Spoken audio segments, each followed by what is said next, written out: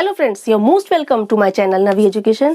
आज मैं class 10th की बुक फर्स्ट फ्लाइट का second chapter Nelson Mandela long walk to freedom, इस चैप्टर की समरी को डिस्कस करेंगे और इसके द मोस्ट इम्पॉर्टेंट एमसीक्यूज को आज हम सॉल्व करेंगे, जो आपके बोर्ड एग्जाम्स में बहुत हेल्प करने वाले हैं।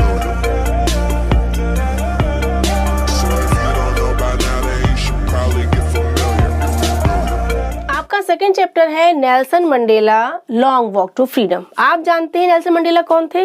नेल्सन मंडेला साउथ अफ्रीका के फर्स्ट ब्लैक प्रेसिडेंट थे। वो रंग भेद के यानी अपार्थेड के विरोधी थे। वो एक क्रांतिकारी थे, एक पॉलिटिशियन थे। उस टाइम साउथ अफ्रीका में गोरे काले का यानी श्वेत अश्वेत का, ब्लैक एंड व्हाइट का बहुत भेदभाव किया जाता था। जो गोरे थे, जो श्वेत थे, वो काले यानी अश्वेत लोगों को बहुत लो लेवल का समझते थे, उनको बैडली ट्रीट करते थे, उनको उनके पूरे फंडामेंटल राइट्स यानी कि मौलिक अधिकारों से वंचित रखते थे। नेल्सन मंडेला भी अश्वेत थे, ब्लैक थे। तो जब उन्होंने इस रंग भेद का, इस अपार्थेड का विरोध किया तो उनको जेल में डाल दिया गया। वो जेल में 30 साल रहे और वो 30 साल उनके संघर्ष की लंबी यात्रा थी, आज़ादी के लिए संघर्ष की लंबी यात्रा थी। उसके बाद फाइनली क्या हुआ?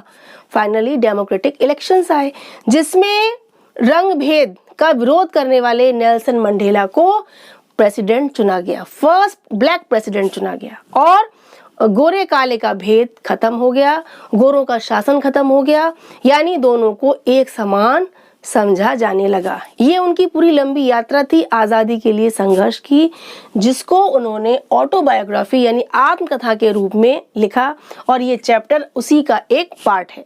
इस चैप्टर की समरी क्या है? इस चैप्टर की समरी में एक हिस्टोरिक ओकेजन इनॉग्रेशन को शो किया गया है, जिसमें ओथ सेरेमनी होती है, जिसमें 2 डेप्यूटी प्रेसिडेंट ओथ लेते हैं और नेल्सन मंडेला भी ओथ लेते हैं।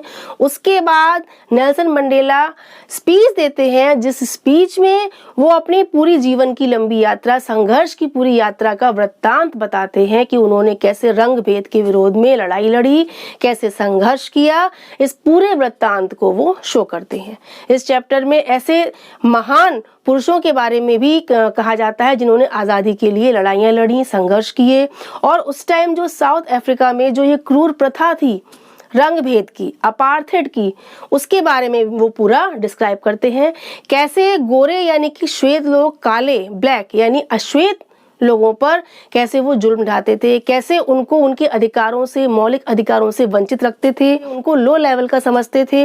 इसी वजह से जब नेल्सन मंडेला ने इस रंग भेद का विरोध किया था, तभी उनको जेल में डाल दिया गया था। वो पूरा अपना संघर्ष, पूरी अपनी यात्रा की सब घटनाओं को पूरा स्पीच में एक्सप्लेन करते हैं।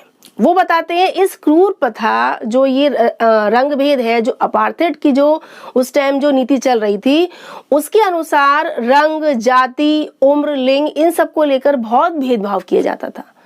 गोरे और कालों के बीच में बहुत डिस्क्रिमिनेशन था, बहुत भेदभाव किया जाता था। वो इसी अपने रंग भेद की नीति के विरुद्ध अपने संघर्ष से लेकर एक आजाद समाज बनने तक की उनकी जो यात्रा है, उसको पूरा एक्सप्लेन करते हैं। कैसे वो इस क्रूर प्रथा को खत्म कर सके और वो इस साउथ अफ्रीका के फर्स्ट ब्लैक प्रेसिडेंट बने, गोरों का शासन खत्म हो गया। ये आपके पूरे चैप्टर में एक्सप्लेन किया गया है, डिस्क्राइब किया गया है, और यही इसकी समरी है। चलिए अब इसके द मोस्ट इम्पोर्टेंट एमसीक्यूज को और डिस्कस करते हैं। चलिए कुछ इंपॉर्टेंट एमसीक्यूज को डिस्कस करते हैं, उनको सॉल्व करते हैं।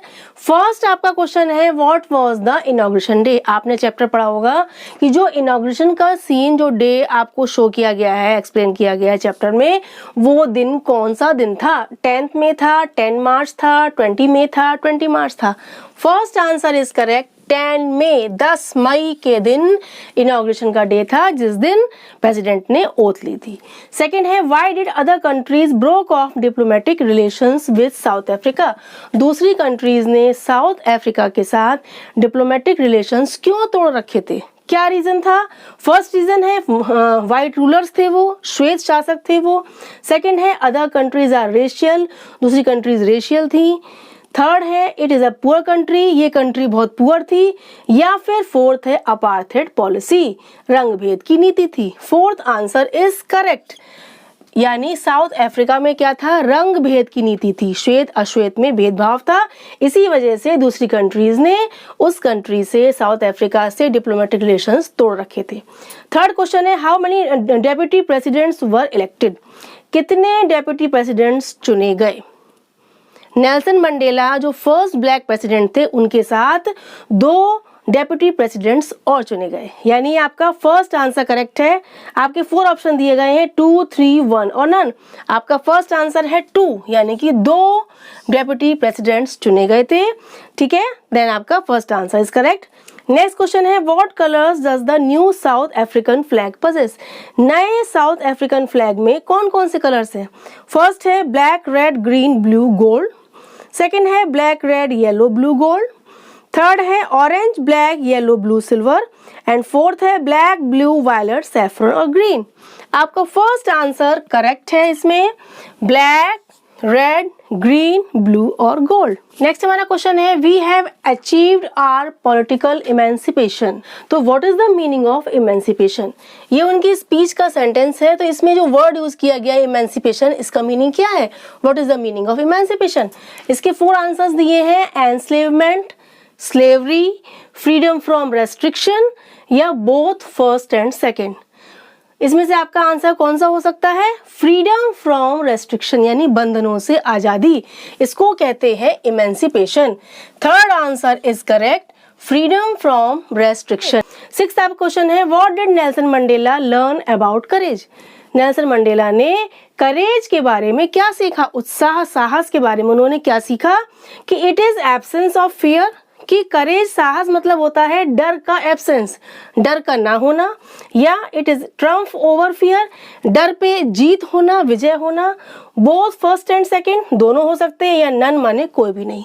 इसका ऑब्वियसली आपका सेकंड आंसर है कि it is triumph over fear, यानी कि डर पर भय पर जीत, जिसे कहते हैं हम करेज यानी कि साहस।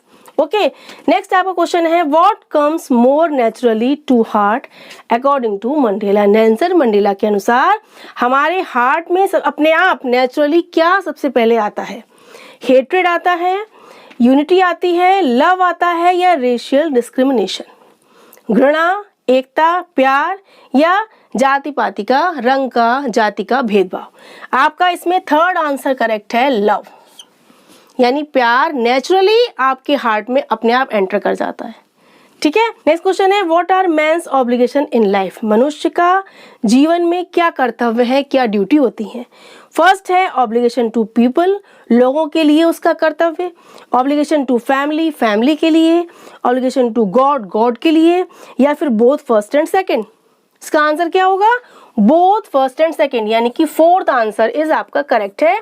आपका नेक्स्ट क्वेश्चन है, according to Mandela what is the greatest wealth of a nation, Mandela के अनुसार राष्ट्र की, नेशन का सबसे बड़ी वेल्थ, सबसे बड़ी संपत्ति क्या है, एक देश की, एक राष्ट्र की ग्रेटेस्ट वेल्थ क्या है। मिनरल्स है, जेम्स है, डायमंड्स है या पीपल है, आप बताइए क्या हो सकती है। जनता, पब्लिक, लोग, वही देश की अमूल्य निधि होती है, सबसे बड़ी संपत्ति होती है। जनता से ही, पब्लिक से ही राष्ट्र बनता है, तो हमारा 4th आंसर करेक्ट है, पीपल यानी लोग, जनता। ठीक है, नेक्स्ट हमारा क्वेश्चन है, a man who takes away another man's freedom, एक व्यक्ति जो दूसरे व्यक्ति का, दूसरे मैन की आजादी को छीनता है, वो कौन होता है।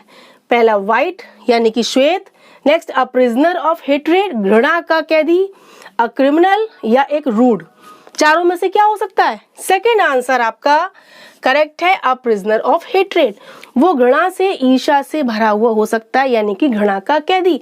आपका सेकेंड आंसर करेक्ट है। नेक्स्ट क्वेश्चन है, which party did Mandela join, Nelson Mandela ने कौन सी पार्टी ज्वाइन की थी। फर्स्ट आंसर है इंडियन नेशनल कांग्रेस, सेकेंड है अफ्रीकन नेशनल कांग्रेस, थर्ड है National African party and fourth है he did not join any party.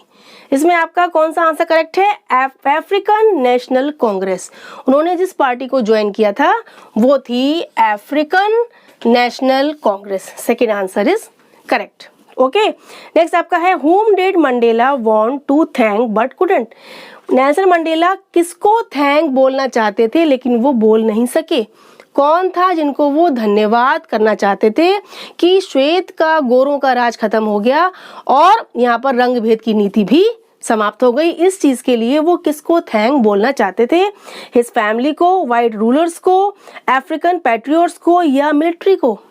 आपका थर्ड आंसर करेक्ट है, African patriots who know longer exist, यानी अफ्रीकन पैट्रियट्स यानी देशभक्त, अफ्रीका के वो देशभक्त जो अब इस टाइम नहीं है दुनिया में, उन लोगों को वो थैंक बोलना चाहते थे लेकिन नहीं बोल सके क्योंकि वो एग्जिस्ट नहीं करते।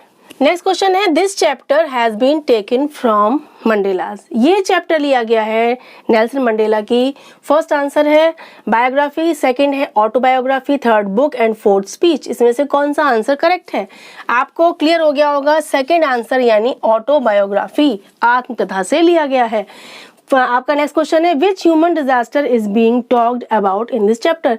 इस चैप्टर में किस ह्यूमन डिजास्टर को शो किया गया है, उसके बारे में बात की गई है। मैस्कर है, थेफ्ट है, अपार्थाइड है या फ्लड है?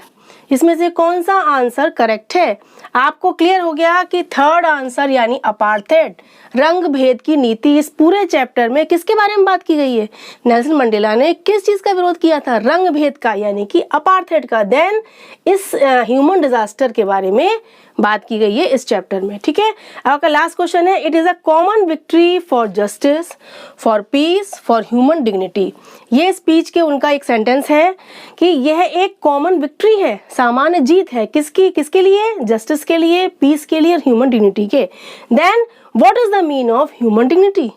ह्यूमन डिग्निटी का मीन्स क्या होता है? ये 4 आंसर्स दिए गए हैं। फर्स्ट आंसर है इक्वलिटी, लिबर्टी, इनडिसेंसी। सेकंड है liberty, indecency, self respect. Third है immortality, self respect and equality. And the last answer है equality, liberty and self respect.